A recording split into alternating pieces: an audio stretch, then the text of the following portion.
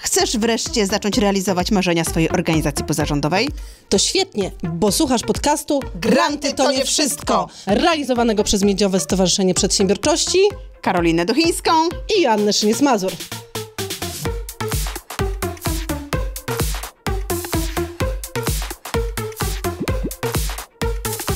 Odcinek 16. Odcinek 16. Wyobraź sobie, co by było,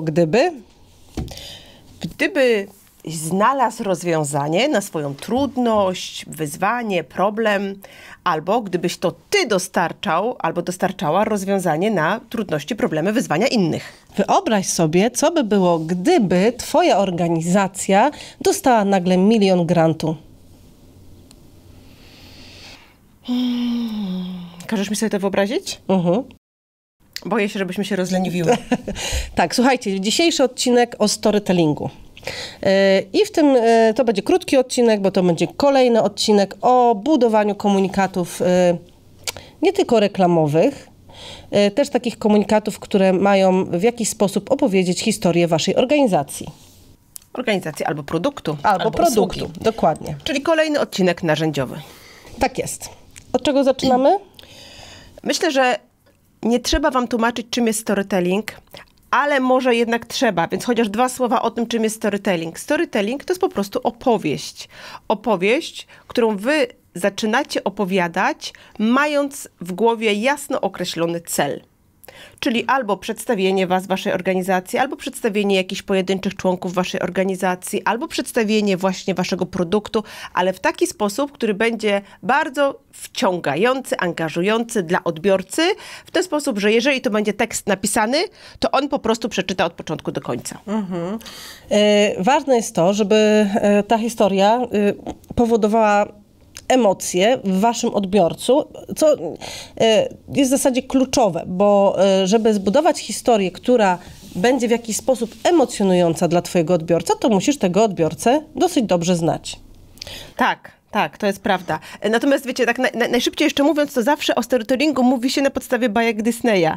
O tym, jak tam wygląda ta, jak to się nazywa, taka krzywa akcji, że na początku jest, na przykład zaczyna się od jakiejś przyjemnej sytuacji, potem nagle jest jakaś drastyczna zmiana, nie wiem, ktoś ucieka. Tak, zazwyczaj są 2 takie kulminacyjne momenty. 2 kulminacyjne momenty, więc jakby my cały czas jesteśmy w tym trybie zainteresowania, zaciekawienia, co będzie dalej, jak się potoczy sytuacja, a na końcu jest jakieś rozwiązanie, morał albo jakaś recepta na coś. I tak też powinien wyglądać ta wasza opowieść. Czyli te punkty kulminacyjne plus na końcu jakaś idea, pomysł, produkt, usługa.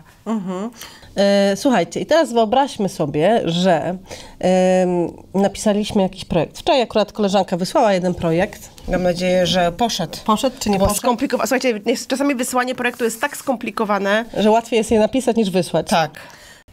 Więc wyobraźcie sobie, że wysłaliście... ja wam opowiem historię z życia wziętą, mojego. Wyobraźcie sobie, że macie w głowie jakiś projekt, na który chcecie napisać jakiś konkretny konkurs. Wszystko sobie do tego projektu już przygotowaliście. Wszystkie klocuszki macie poukładane i czujecie, że to jest, projekt petarda.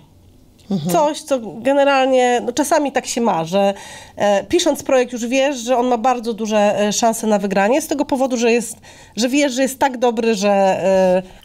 Ja tak mam przy każdym. Ale ja mam tam przy niektórych i zazwyczaj jest tak, że faktycznie te projekty dostają finansowania, więc to chyba też wynika z tego, że gdzieś mnie to kręci wtedy po prostu. No i układacie sobie, wszystkie osoby macie nagrane, wszystkie finanse dogadane, całą logistykę, siadacie, żeby pisać. Projekt nie jest zbyt skomplikowany, bo to nie są duże pieniądze.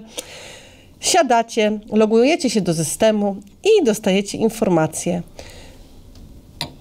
Termin składania projektu minął o 12 dzisiejszego dnia. A jest 16. A jest 13. Akurat to była 13. Jeszcze gorzej. No i czujecie te emocje, nie? Słuchajcie, jakby na pewno jesteście wkurzeni, rozczarowani, trochę na pewno jakby jakby to powiedzieć, zawstydzeni, że zawaliliście i przy okazji jakby nakręciliście całą machinę różnych ludzi wokół siebie i teraz będziecie musieli im powiedzieć, że niestety nie, bo źle wpisaliście do kalendarza. No i co teraz? Morał jest taki, morał ja mam zawsze jeden w takich historiach. Co mogę zrobić, żeby następnym razem nie popełnić tego błędu? Dokładnie tak. To się bardzo dobrze nadaje na odcinek na automatyzację, bo fajnie jest wtedy to, co my robimy, to co ja zrobiłam w tym momencie, jakby pilnować tego, żeby zawsze była druga osoba, która będzie sprawdzała, miała rękę na pulsie i patrzyła, czy faktycznie te daty i te projekty się zgadzają. I włożyliśmy te projekty wszystkie do wspólnego kalendarza i teraz dzięki temu sobie przypominamy, że coś trzeba zrobić. Że niebawem mija termin, ale to, co my też robimy, słuchajcie, nie wiem, pewnie na to też wpadliście, to ja sobie zawsze zakończenie projektu wpisuję dzień wcześniej, niż faktycznie on się kończy w systemie. To mi daje taką gwarancję, bo wiecie, jak ja go wpiszę dzisiaj, że on się kończy za 3 miesiące, to ja za 3 miesiące nie będę pamiętała, że sama siebie oszukałam i wpisałam termin jego zakończenia dzień wcześniej, co oznacza, że ja mam pełną mobilizację 24 godziny przed upływem terminu składania wniosków. Ale to był taki off-topic. Generalnie chodziło o to, że żeby pokazać wam, jak tą opowieść pociągnąć. Generalnie, po pierwsze, musicie trafić w jakąś emocjonalną rzecz, która powoduje duże emocje u waszego odbiorcy. I myślę, że temat pisania projektów akurat w naszym przypadku to jest coś, o czym wszyscy, na czym wszyscy się mocno skupiamy. I druga rzecz to też opisanie jakiejś takiej procedury, jak to wygląda zazwyczaj u mnie, czyli jest godzina 12, ja jestem przekonana, 13, ja jestem przekonana, że mam jeszcze 24 godziny, żeby napisać projekt. Akurat w tym konkretnym przypadku było tak, że to było do napisania do 30 marca, a marzec ma 31 dni i ja byłam po prostu przekonana, że ten projekt jest do końca miesiąca, więc tutaj ta opowieść też tak się potoczyła. Opisałam też, co sobie myślałam i co czułam w momencie, kiedy chciałam napisać ten projekt i w momencie, kiedy okazało się, że ten projekt niestety nie mogę go napisać i muszę zacząć kombinować. I opisałam wam też, co się zmieniło, czyli to, że wprowadziliśmy nowe procedury, które będą gwarantowały, żeby następnym razem albo zmniejszała ryzyko takiej sytuacji. I generalnie o to chodzi w storytellingu. Wiesz co, o to chodzi, ale też tutaj jeszcze bym powiedziała, że w momencie wprowadzenia tych zmian też następuje jakaś zmiana właśnie twojego nastawienia i to też warto opisać. Czyli też jakby chodzi tu o emocje, o uczucia, czyli że teraz jestem już spokojniejsza, teraz już jakby mogę potraktować to jako nauczkę, z której faktycznie wyciągnęłam wnioski i wprowadziłam jakieś zmiany. Czyli czuję, że w zasadzie to nawet dobrze, że to się stało na przykład przy jakimś mniejszym projekcie, bo już teraz nie zawalę w większym. Więc jakby mam jakieś poczucie sprawstwa, poczucie tego, że jednak mam kontrolę, no bo słuchajcie, w życiu takie rzeczy się po prostu zdarzają. Ja jeszcze na koniec opowiem historię z dzisiaj, bo to też jest historia storytellingowa. Nagrywamy podcast, nagrywamy go tutaj w Kurowicach, w Modłej, musimy dojechać z Głogowa jakieś 5 kilometrów i rano okazało się, że mój mąż zabrał ze sobą kluczyki do garażu, pilota do garażu, więc ja nie jestem w stanie wyciągnąć auta. Mój mąż wyjechał w delegację do Niemiec. Miałam taką pierwszą myśl, żeby zadzwonić do Kacpra i powiedzieć, sorry Kacper, dzisiaj nie przyjedziemy, bo nie mamy czym, ale pomyślałam sobie, że jeżeli to odwołam i chociaż przez chwilę nie pomyślę nad żadną inną opcją dotarcia tutaj, to będę miała takie poczucie, że Zmarnowałam dzień. I słuchajcie, pierwsza myśl, jaka mi przyszła do głowy, to był rower, druga to była taksówka. Ale myślę sobie, dobra, dzwonię do Aśki i badam co powiem, bo wiem, że Aśka ma duszności ze względu na to, że dużo roślin pyli, więc myślę, zadzwonię, zapytam, co ona na ten rower. I szczęśliwie dojechałyśmy. Słuchajcie. Może nie wyglądamy tak świeżo i pięknie jak zazwyczaj, ale dojechałyśmy. Aśka się zgodziła, wsiadłyśmy na rowery i dojechałyśmy tutaj w 20 minut. Trasa jest górzysta, więc też trochę musiałyśmy jakby właśnie stąd te pąsy na policzkach. ale jakby znowu, nie? Ja mogę powiedzieć, okej, następnym razem dzień wcześniej muszę sobie dopilnować tego, żeby kluczyki leżały na stole, albo żeby mąż mi wyjął auto przed wyjazdem do pracy, czyli mogę wprowadzić jakieś zmiany i wtedy będę mogła spokojnie już, nie wiem, planować sobie poranek, że jeszcze popracuję na przykład, a nie, że będę musiała pedałować szybciej. Ale jakbym chciała z tego jakby taką historię opowiedzieć przy okazji jakiegoś produktu, to można by było w ten sposób opowiedzieć na przykład historię człowieka, który dorabia klucze do garażu. Na przykład. Albo taksówkarza. Albo taksówkarza, albo w ogóle wszystkie usługi związane, które mogłyby pomóc uniknąć takiej sytuacji, bo tak naprawdę o to w storytellingu chodzi. Nie o to, żeby opowiadać sobie takie historie, które nie mają morału, żadnego kontekstu, bo ten kontekst oczywiście w tej opowieści też jest bardzo ważny. One przede wszystkim, te opowieści, muszą mieć takie 3 rzeczy w sobie. Po pierwsze, muszą być autentyczne i one się świetnie nadają do opowiadania waszych historii, bazujących na waszym doświadczeniu, ale też historii opowiedzianych z waszej społeczności. Czyli takich sytuacji, gdzie wasz klient, osoba wam bliska, może mentor, może współpracownik, doświadczył jakiejś sytuacji i w ramach tej sytuacji miał takie właśnie, pojawiły się jakieś punkty zwrotne, rozwiązania, emocje i na końcu generalnie dobrze było, żeby wszystko się dobrze skończyło. Więc to musi być autentyczne, ale to też musi mieć kontekst. Wy musicie wiedzieć, po co wy tą historię chcecie Tak, musi być cel, tak jak powiedziałam. Opowiedzieć. Zaczynasz mówić z celem.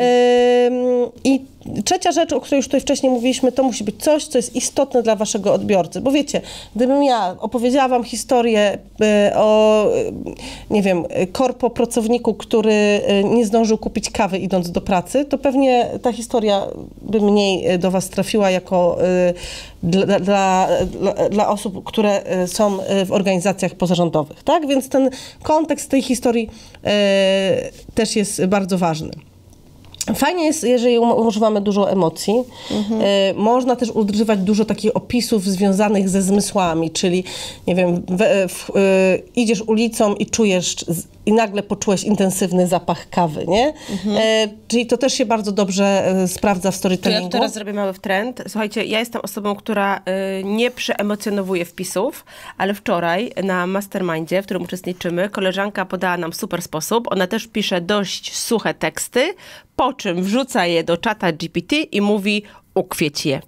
I wtedy dostaje tekst dużo bardziej storytellingowy. Tak, jeżeli ktoś nie wie, co to jest ChatGPT, to jest takie narzędzie bazujące na sztucznej inteligencji, które potrafi za was dużo rzeczy zrobić. open.ai możecie sobie sprawdzić. Natomiast tutaj też jest coś, co ty zawsze powtarzasz, że w tekście pisanym trudno jest przesadzić z emocjami. W języku polskim. W języku polskim. Bardzo trudno. Być może, jeżeli chcemy nakręcić wideo, bo oczywiście storytellingowe wideo też możemy nakręcać. Relacje, rolki są świetne do tego. Być może tutaj niektóre emocje mogą być nieadekwatne, ale jeżeli coś robicie na gorąco, to trudno jest tutaj przesadzić z tymi emocjami. Więc im bardziej opisowo, to nie są generalnie krótkie formy. To są raczej formy, czasami widzicie takie posty, że trzeba kliknąć więcej, a tam się taki elaborat rozwija.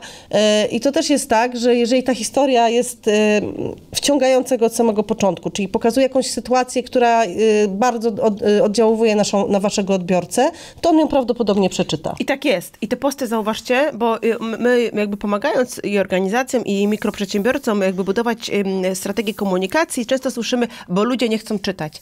Tak, ludzie nie chcą czytać słabych tekstów.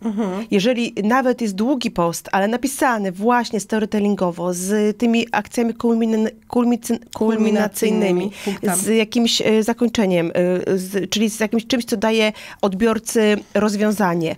Z tym, co Aśka mówiła, że to jest nawet sytuacja opisana jest adekwatna do potrzeb odbiorcy, to on to przeczyta. Pamiętajcie, że każda opowieść storytellingowa powinna mieć początek, środek i koniec, bo to nie jest takie oczywiste. Wstęp, rozwinięcie i zakończenie. Tak.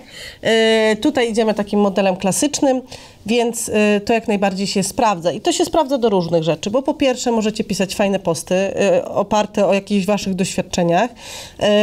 I myśmy nawet miały ostatnio taką sytuację, że jeden z takich postów bardzo podobny poszedł reklamujący taką grupę rozwoju naszą i podłączyłyśmy się na konsultację z dziewczyną, która powiedziała do nas, że jak przeczytałam wasz post, to tak jakbym przeczytała o sobie. I to bardzo do mnie trafiło, więc taki jest cel tego storytellingu, żeby ten post był tak napisany, żeby ta osoba poczuła, że ty piszesz o niej. Niezależnie od tego, czy piszesz do osoby, która właśnie pracuje w korporacji, marzy o tym, żeby wyprowadzić cię w Bieszczady, czy piszesz o mamie z perspektywy mamy 3 dzieci, która znowu się spóźniła do pracy, bo 2-latka powiedziała, że nie ubierze różowych majtek, czy piszesz z perspektywy kuriera takiego, który przejeżdża bardzo dużo czasu i zawsze się spieszy i ludzie nie są dla niego mili. Niezależnie z której perspektywy piszesz, pamiętaj, że musisz jakby trafiać w te czułe miejsca swojego odbiorcy i wtedy odniesiesz sukces w takim poście. Ja tylko dam jeszcze jedną dobrą radę, którą ostatnio stosuję, że sprzedając jakiś produkt, zazwyczaj odbywamy jakieś rozmowy z ludźmi, którzy są zainteresowani. I ja, słuchajcie, wybrałam sobie taką metodę, że każdą taką rozmowę opisuję w formie postu właśnie storytellingowego. Czyli nie podaję imienia, nie jakby wszystkich konkretnych danych tej osoby, ale jakby rozpisuję to, z czym ona się do nas zgłasza, to na co ona zwraca uwagę, że zwróciło jej uwagę i jakich rozwiązań, jakich rezultatów oczekuje i czy faktycznie czy ten produkt dostarcza. To też bardzo wam ułatwi używanie storytellingu. No i teraz gdzie to można wykorzystać? Oprócz takich klasycznych postów i oprócz krótkich filmów, rolek nawet, to jak najbardziej możecie to wykorzystać na tak zwanych stronach sprzedażowych, czyli landing page'ach. Czyli na tych stronach jest super miejsce, żeby opowiedzieć historię jakiejś osoby. To się też może bardzo fajnie sprawdzić w sekcjach na waszych stronach internetowych, czy na waszych mediach społecznościowych. Czy o was, w tej sekcji o mnie. W tej takiej sekcji, gdzie macie coś napisać o sobie. Więc tutaj też możecie opowiedzieć historię, w której trochę opowiecie o swojej misji, wizji i motywacjach w waszym działaniu, skąd to się wzięło, opowiadając to przy użyciu o tej drodze, którą przeszliście. Tak, storytellingu.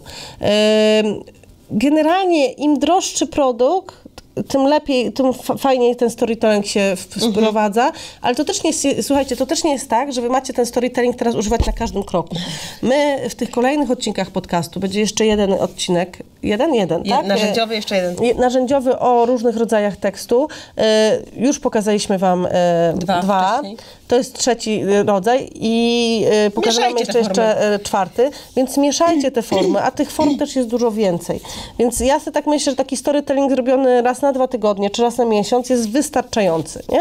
Więc też nie przesadzajmy. Dobra, to co? Żegnamy się z naszymi odbiorcami dzisiaj? Tak, żegnamy się. Słuchajcie, trochę przegadałyśmy ten odcinek, ale też tak z marszu wyszłyśmy, więc musimy wejść trochę w taki flow. Ale nie zapomnijcie o tym, że można nas słuchać na Spotify'u, na YouTubie, że trzeba wcisnąć dzwoneczki w innych aplikacjach podcast-kotowych. Również zapraszamy do klubu lokalnego działacza, do grupy na Facebooku o działalności odpłatnej. Tam możecie nam zadać każde pytanie i my na każde pytanie postaramy się odpowiedzieć. Ostatnia dyskusja była burzliwa na grupie, ale myślę, że to była ważna dyskusja.